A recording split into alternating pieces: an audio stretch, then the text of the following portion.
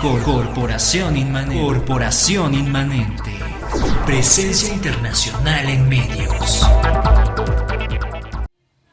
Ya estamos de regreso, amigos, en el P de Girón, y lo que escuchamos fue Solo se trata de vivir, de Lito Nevia, y El Gavilán, de Juan Rulfo y Marcial Alejandro.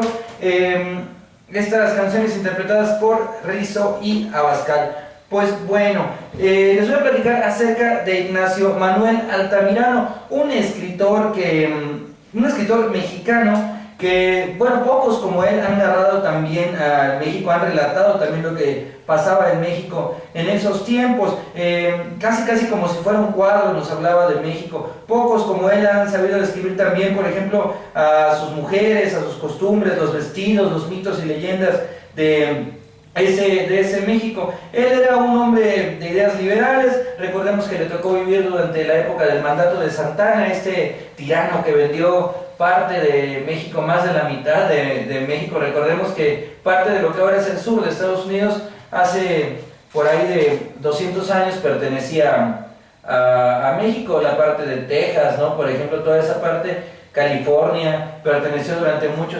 tiempo a México. Esto como dato para quien no lo supiera, ¿no? Pues bueno, Ignacio Manuel Altamirano nació en Tixla Guerrero, en México, en 1834 y murió en San Remo, Italia, en 1893. Fue un escritor, periodista, maestro y político mexicano. Nació en la población de Tixla Guerrero en el seno de una familia indígena. Su padre tenía una posición de mando entre los chontales y en 1848 fue nombrado alcalde de Tixla, lo cual dio al niño Ignacio Manuel, que a la sazón tenía 14 años, la oportunidad de ir a la escuela. Aprendió a leer y a escribir en su pueblo natal, hizo sus primeros estudios en la ciudad de Toluca gracias a una beca otorgada por Ignacio Ramírez, el famoso nigromante. También, como dato curioso, búsquenlo ahí en Wikipedia para que se enteren acerca de la vida de este periodista y político mexicano, de quien fue discípulo. Estudió en el Instituto Literario de Toluca y Derecho en el Colegio de San Juan de Letrán. Perteneció a asociaciones académicas y literarias como el Conservatorio Dramático Mexicano y la Sociedad Nezahualcóyotl, la Sociedad Mexicana de Geografía y Estadística, el Liceo Hidalgo y el Club Álvarez. Era un gran defensor del liberalismo. Tomó parte de la Revolución de Ayutla en 1854 contra el santanismo, más tarde en la Guerra de Reforma, y combatió contra la invasión francesa. Después de este periodo de conflictos militares, Altamirano se dedicó a la docencia, trabajando como maestro en la Escuela Nacional Preparatoria, en la Escuela Superior de Comercio y Administración y en la Escuela Nacional de Maestros. También trabajó en la prensa, en donde junto con Guillermo Prieto e Ignacio Ramírez fundó el Correo de México y todas las tendencias literarias, cuyo objetivo era hacer resurgir las letras mexicanas. Fundó varios periódicos y revistas como el Correo de México, el Renacimiento, el Federalista, la Tribuna y la República. En la actividad pública se desempeñó como diputado en el Congreso de la Unión en 3 periodos, durante los cuales abogó por la instrucción primaria gratuita, laica y obligatoria. Fue también Procurador General de la República Fiscal, magistrado y presidente de la Suprema Corte, así como oficial mayor del Ministerio de Fomento. También trabajó en el Servicio Diplomático Mexicano, desempeñándose como cónsul en Barcelona y París. Sentó las bases de la instrucción primaria gratuita, laica y obligatoria. El 5 de febrero de 1882 fundó el Liceo de Puebla y la Escuela Normal de Profesores de México, y escribió varios libros de gran éxito en su época, en que cultivó diferentes estilos y géneros literarios. Sus estudios críticos se publicaron en revistas literarias de México. También se han publicado sus discursos. Altamirano amó las leyendas, las costumbres y las descripciones de paisajes de México. En 1867 comenzó a destacar y orientó su literatura hacia la afirmación de los valores nacionales. También ejerció como historiador literario y crítico. Murió en Italia en 1893 en una misión diplomática. En el centenario de su nacimiento, sus restos fueron depositados en la Rotonda de las Personas Ilustres en la Ciudad de México. Se creó la medalla Ignacio Manuel Altamirano con la finalidad de premiar los 50 años de labor docente. Escribió varios libros de gran éxito en su época. Cultivó el cuento y el relato, la crítica y la historia, el ensayo y la crónica, la biografía y los estudios bibliográficos, la poesía y la novela. Sus obras literarias retratan la sociedad mexicana de época. Entre las más destacadas se encuentran Rimas de 1880, Clemencia 1869, El Zarco como obra póstuma, Antonia y Batrey Beatriz, Atenea, Cuentos de invierno, La Navidad en las montañas, Paisajes y leyendas, tradiciones y costumbres en México, Crónicas de la semana, La literatura nacional, obras literarias completas y obras completas. Recordemos que algunas de sus obras no se imprimieron o no se editaron completas, porque muchas fueron editadas o impresas ya después de la muerte de Altamirano.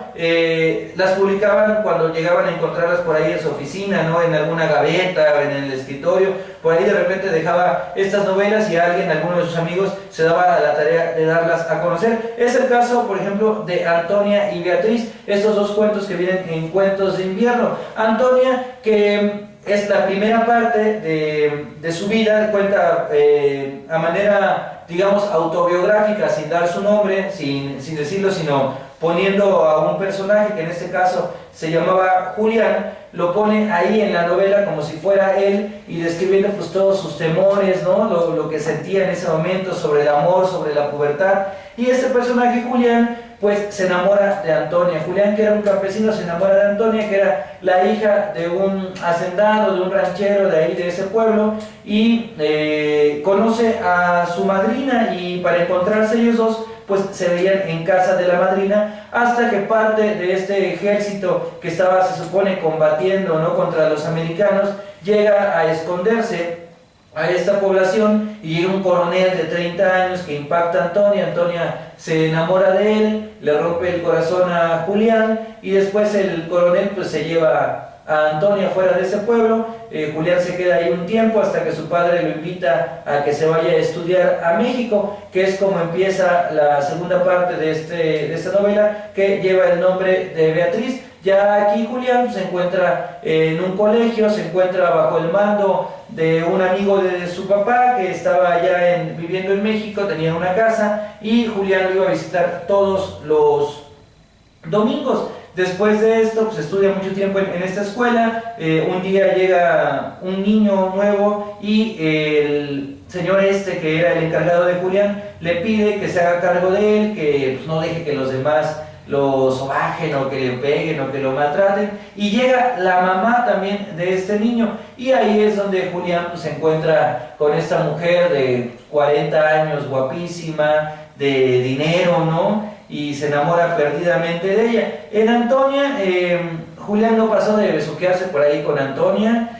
Por ahí alguna vez la madrina de ella le hizo algunas insinuaciones, él no quiso, se fue a México, pero después ya no se cuenta si tuvo, por ejemplo, relaciones o sus que veres con Beatriz, porque les recuerdo que quedan incompletas estas dos obras de él. En Antonia no se da un desenlace de si él se logra vengarse, por ejemplo, de Antonia, y en Beatriz pues no se cuenta ya esa parte donde él ya llega a la casa y conoce a la mujer, y si se dan al placer de las artes amatorias. Pues bueno, esto es parte de la obra y de la vida de Ignacio Manuel Altamirano. Yo los voy a mandar a una pausa y los voy a dejar con otras dos canciones. Vamos a poner Hacerte venir de Amaury Pérez y Los gatos no creen en ángeles de Armando Rosas, en voz de Sergio Rizzo y Marilupe Abascal. Son las canciones 3 y 4 del disco Canciones y otras historias. Hacerte venir y Los gatos no creen en ángeles.